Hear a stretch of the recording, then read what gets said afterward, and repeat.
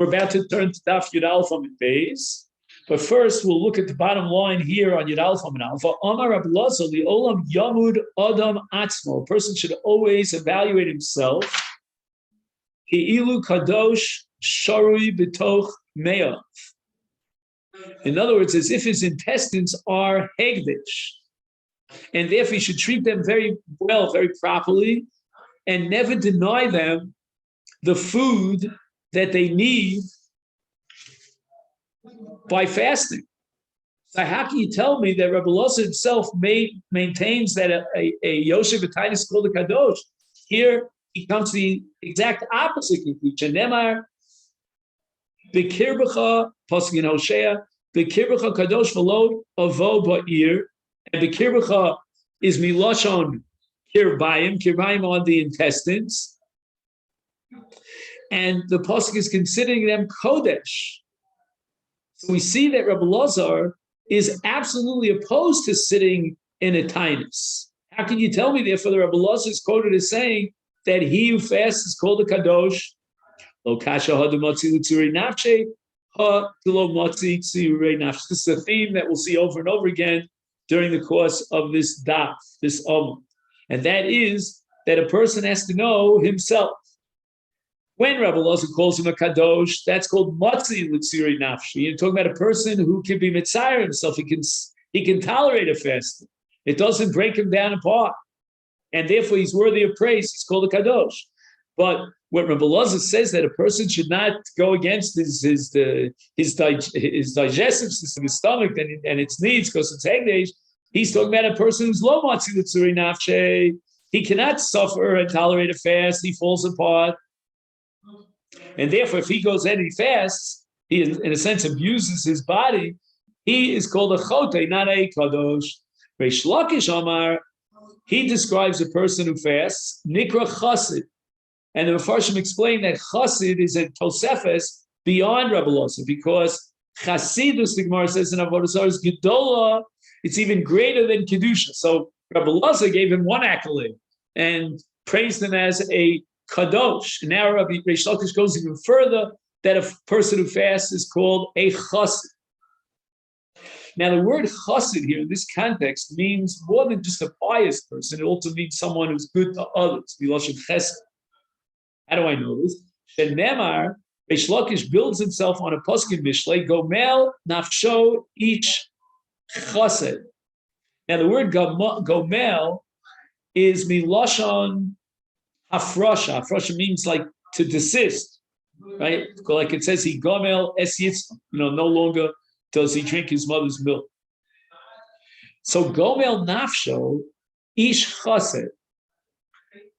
We'll see the end of the pasuk in just a second. First, let's deal with the beginning of the pasuk. Gomel tovel nafshach yosek de machzora. He's a person who gives to his nefesh, to keep it alive, kidei machzora, whatever it needs. And that's a chesed person, because if he has compassion on his own nefesh, then he will have compassion on his friend as well. But if a person starves himself because he's stingy, he's got eating disorders or something, then he's going to be cruel even with regard to other people. But Reish Lakish says that a person who is monea minafsho, he prevents from his body machal mishte, he's called an ish chesed, if he is a person who does this for the right reasons. He's not motivated because he's stingy and he's being cruel to himself, but rather he's being gomel tovel nafsho. This is something that's very good for his nefesh, to give it extra life. And he feeds it whatever it needs. He eats whatever he needs. Such a person called an ish chesed. But the end of the pasuk says, ocher she'ero achzari. But if on the other hand he denies himself food not for the right reasons, but he just wants to save the bucks, then such a person is achzari. The pasuk says he's cruel and he'll be cruel to others. He's the opposite of a chassid. Rav Sheshes Hai Bar Bei Rav, a Talmud who's studying in yeshiva, the Yosef v'Tanisa, and yet he fasts. Lechul kalbo l'shirusa. This is an idiomatic phrase which literally means he's like a dog who ate a seuda. which means that his fasting is not meaningful at all.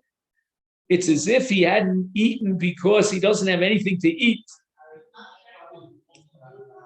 And Rashi interprets that this Gemara is referring to Misha Eno Yochel Litzares Atzmo B'Lispol Asataitis. Like we said before, the Lomotzi Litziri Nafshe, he's a Chote because he cannot tolerate fasting.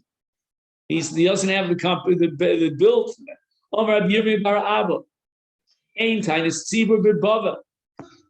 A Tainis Tzibur is Kidugmas Yom Kippur or Tisha B'Av, which means that we start fasting at night, full 24 hours, and we add the 5 categories of Inuyim. And Rabbi Yirmiyah says that we don't have those chumros, we don't have the status of a Tainis Tzibur in Bava. So therefore you're allowed to eat at night, and it's only with Alos HaShachar that you begin fasting, and there are no Isurim of Inuyim, which is Nilas HaSandal, and so forth and so on, like Avelus. And the reason for this, Rashi explains, is because in Bavel, they don't need rain. Bavel, we said yesterday, was very low down with a more than an ample supply of rainwater. And therefore, we're not going to be machmir on Bavel. And the only Taanit with a capital T, Taanit Tzibur, in Bavel is only either Yom Kippur or Tisha B'Av. Now here there's a long discussion, number one, about Tzara Acheres. Like, for example, if you're talking about the lack of rain, then we understand justifiably that Bavel is in a special category because they have ample rain. But there are other tzaros. And yet the halacha is, and this is brought down in many, many Rishonim, we do not add the chumras of the Tainis Tzibur in Bavel, even for other tzaros. So they made a flat law that a Taanit in Bavel is not a real Taanit. It's not the real McCoy Taanit. It begins with daybreak, and it doesn't generate any Isur Inu. The Ramban is very bothered by Rashi. Rashi says that the reason why Bavel is different is because it's got ample rain. Imkain asks the Ramban, B'shara Rotzos. What about the other lands on the face of the globe? Heim Tzrichim Gesham, they need rain. Madua ein ban din Tainis Tzibur. According to Rashi's chat, they should have a din of Tainis Tzibur. Bavel is the only exception. Furthermore, even with regard to a Tainis of other tzaros, we don't find that these chumras are noeg, and yet according to Rashi, it's only because Bavel has an ample amount of water for other tzaros. Bavel is in the same boat as all the other nations and lands on the world. Therefore, the Ramban differs with Rashi, and he says that the whole issue here is about Bezdin, and it's not Bavel, it's any land in Chutzarts. We need a gzera of Taanit al Tzibur, and for that we need what's called a Bezdin shel Smuchin, a high level of a Bezdin that's made up of Dayanim Smuchim, not Hedyotos, and a Bezdin of Hedyotos does not have the power, the authority to make this zera and create an entity called the Taanit Tzibur. They did that in the case of Tisha B'Av. That goes back even to the time of the Nevi'im in Zechariah Navi. And therefore, the Ramban comes to the conclusion that this kula, this leniency that we're describing, it, it's not a real bona fide full-fledged Taanit, that applies all over the globe because there are no Bezdin Shel Smuchim anywhere in Chutz La'aretz. Now, I just want to add one comment here of my own, which confuses my mind. What would be, according to the Ramban, in Eretz Yisrael? If there were Chas Shalom, there were no rains in Eretz Yisrael, the Bezdin, and now it's a Bezdin of Smuchin, would be Gozer Tainios, then I think it would be a full-fledged Taanit, and it would start at night, and it would include all the Inuyim. Yeah, that's Lefiani's Dait, but I didn't see anybody making that comment. Amar Rabbi Yirmiyah bar Abba Reish Lakish Ein Talmid Chacham Rashoy Leiche B'Tainis Mipnei Shememayit B'Melechet Shamayim. A Talmid Chacham becomes weak when he fasts and he cannot give all of his energies for the study of Torah.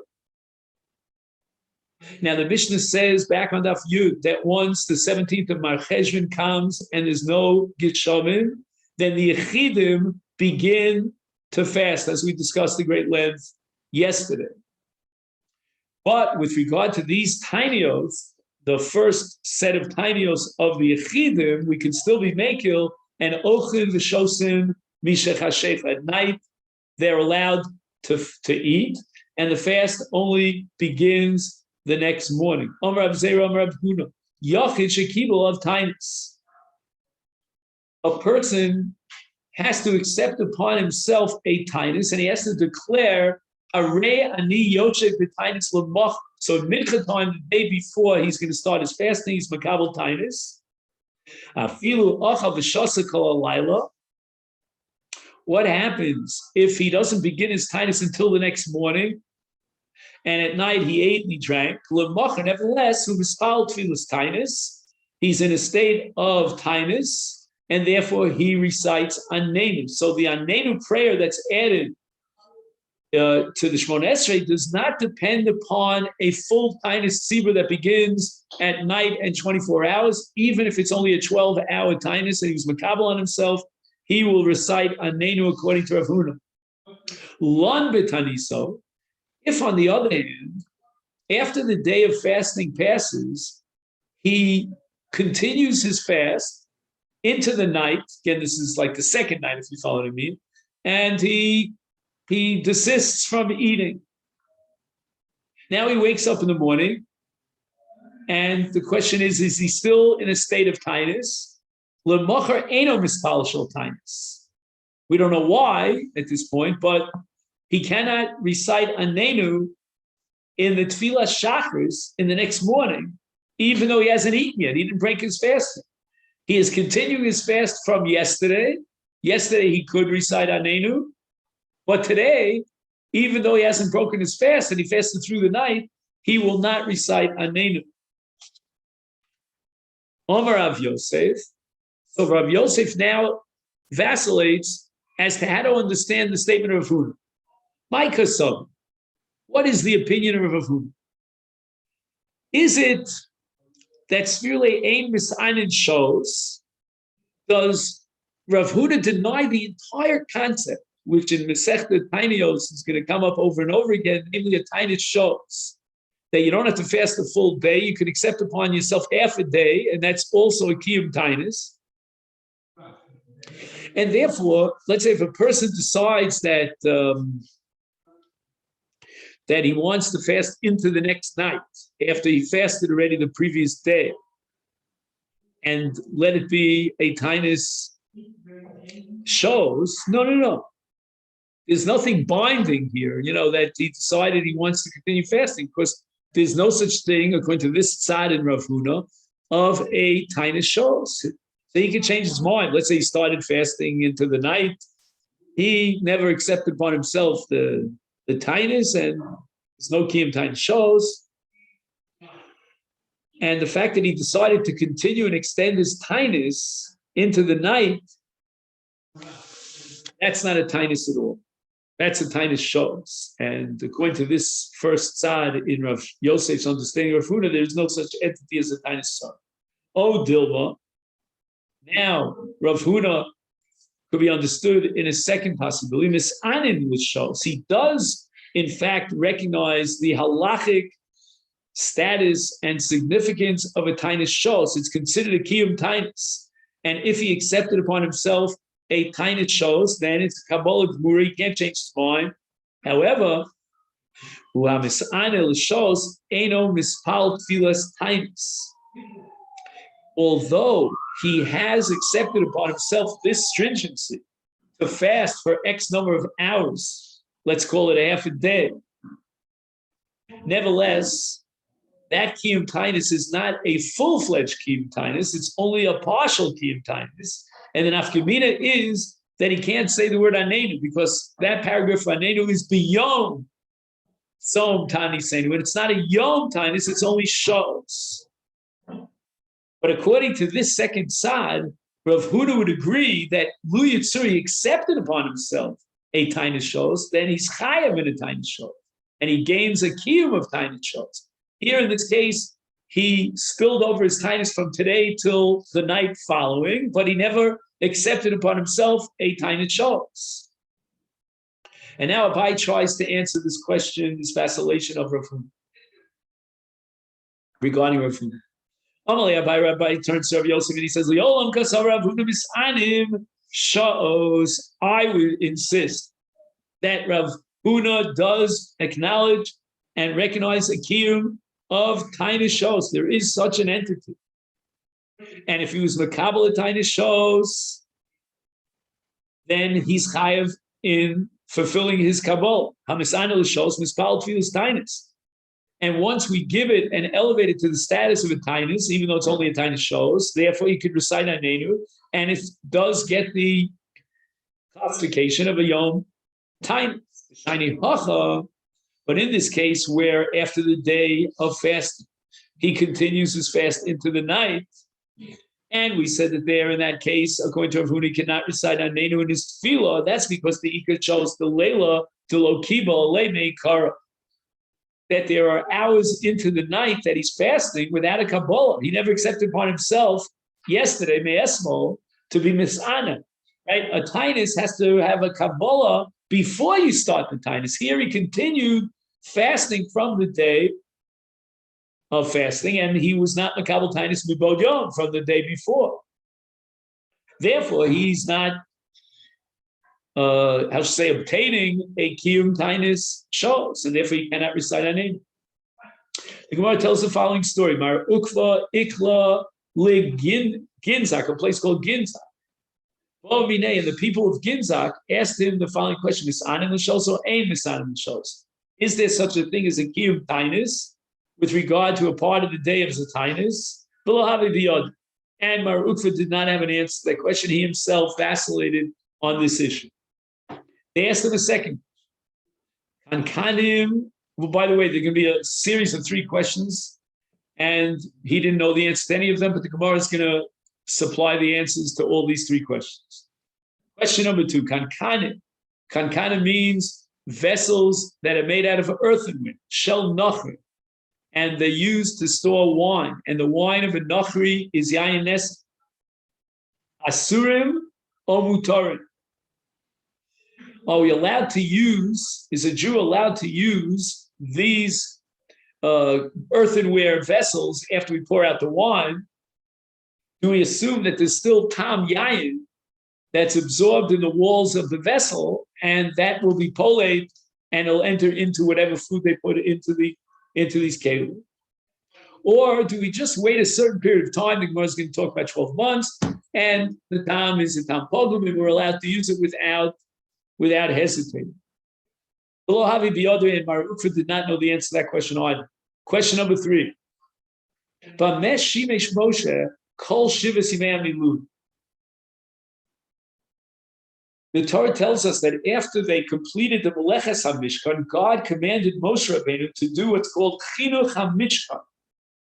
And that was an 8-day period of time in which they were involved in the Avodas HaKarbonos, very special, unique karbonos for those days, those 8 days. And this is all codified by the Torah in Shmos Perek Chav Tes.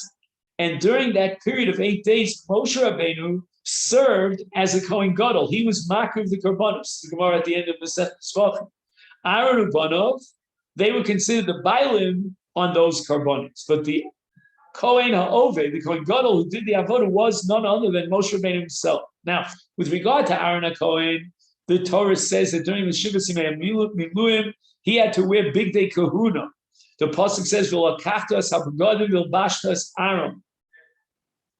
So even though Moshe Rabbeinu was doing the Avodah in the Mishkan, Aaron was wearing the big day kahuna.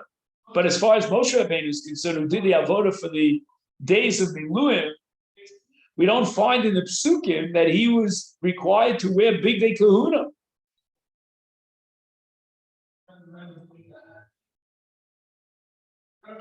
But again, intuitively, we would say, how can you do an avodah kshera as a Kohen Gadol without wearing big day kahuna? The Kohen Gadol had to wear 4 big day kahuna. And the Torah says, "V'asisa big day kodesh." I mean, why is Moshe Rabbeinu different than any other Kohen Gadol? He should have to wear the begadim. But lo havi biyodeh. Mar Ukva didn't know the answer to this question because it doesn't say in the Torah that Moshe Rabbeinu wore the begadim. It says that Aaron HaKohen was wearing the begadim. the Mefarshim say, why does it not even delve into this whole issue? There's no nafkamina ladina. And they explain that the reason we have to know this is going to have an impact on reading the psukim, and even an issue which has no halachic implication. I mean, it's Maidahava was back in the history of then, but nevertheless, if it will shed a light on psukim, then the Gemara is going to deal with it and address it. In any event, Mar Utva now is stumped by three distinct questions, and he now seeks the answers to those questions. Ozal Vishol Be'midrash. He goes into the base medrash and he repeats and summarizes these three questions. Amru Le. And this is the answer that he got. Number one, Hilchasad Halacha is Misanim L'Shos, meaning a Tainus Shos is a Kiyum Tainus, and it has a Chal Shem Tainus, and therefore Mispal and Tfilas Tainus, he could add Anenu, and that's because it's a Yom Tainus. Which, by the way, is a very radical chiddush because he's not fasting a full day. Why is it called the Yom Tainus? But a Tainus shows is a Tainus. Number two, once a period of 12 months have passed, you're allowed to use these earthenware vessels that contain the ayin esech of a god. And the reason for that is because after 12 months, the yayin that's bolua, that's absorbed in the walls of the kli, it's a tam pogum, it's not a good tam. But during the 12-month period, you would need what's called iri mayim for 3 days me'es la'es. Have you ever seen that, by the way?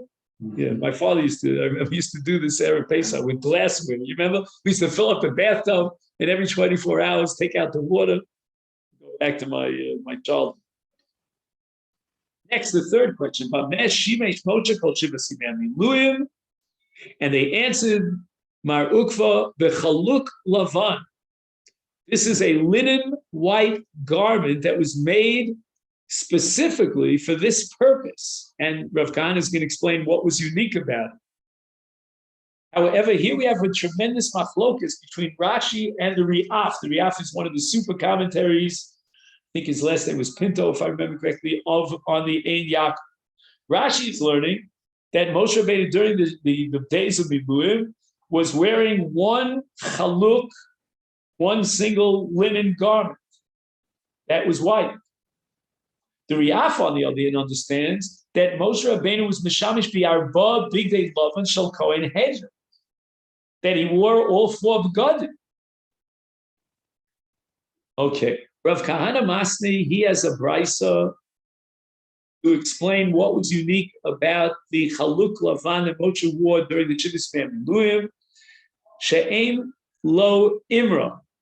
It did not have a safa. Safa is like a seam or a hem.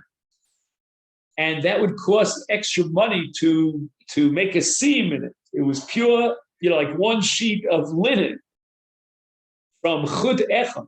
And the reason for this is Kadei Shelo Yachshedu Oso B'nei Yisrael Shahotzi B'Oso Safa Shebebeged Mo Shel Hegdish, so that the Yisrael Nekiyim, no one should suspect Moshe of using the monies from the chest, the communal chest of the Hegdish money for the purpose of making this special beged. Amar Chizda. Here we turn to Daf Yud Beis. Hadi Amrit Misanim L'Shos. You're telling me that there's a kiyum of shows. Wait a minute. The who that only applies if shalotam klum ad ha'eretz, which basically means that he fasted the entire day until nightfall. And even though yesterday, when he was makabel al atzmo me'esmo, he didn't accept upon himself that he would fast the second half of the day. He only accepted upon himself ad chatzos, until midday. Abaye says to Rav Chis, I don't get it. If he fasted the entire day, past chatzos until nightfall of that day, then that is a full-fledged tainus. Why do you call it a tainus shos? It's a tainus gemura. So the Gemara answers, Lo tzricha, when did Rav Chis have to add this chiddush? That's only the imlach imluche. In other words, initially he didn't have das to fast, and he wasn't makabel his Taanit at all, but he was tarud with 1,000,001 things, and he didn't get a chance to eat. And now it's chatzos, it's midday, it's noon, and when chatzos comes around, he accepted upon himself to be misana from now, from chatzos till the end of the day. That's not a Taanit gemura, because he has no kiyum in the first half of the day because he was too busy to eat, but it's a Taanit shos. The kevan shemashis anad achshav lo hoya al yidei kabbalah, that which he fasted until noon was not through a kabbalah. So Rav Chisda says that cannot be considered a Taanit gemura because he didn't have the kabbalah, but he could be mashlim the Taanit from midday until the evening. And now he's makabel on himself a Taanit shos, and he has a kiyum of Taanit shos. Again, all this only applies if he didn't eat before the end of the day. He continued his fast. So this is where we're going to stop for tomorrow. We're up to Omar the Omar Rav Chisda. Okay, let's make a note of it, and I wish you a good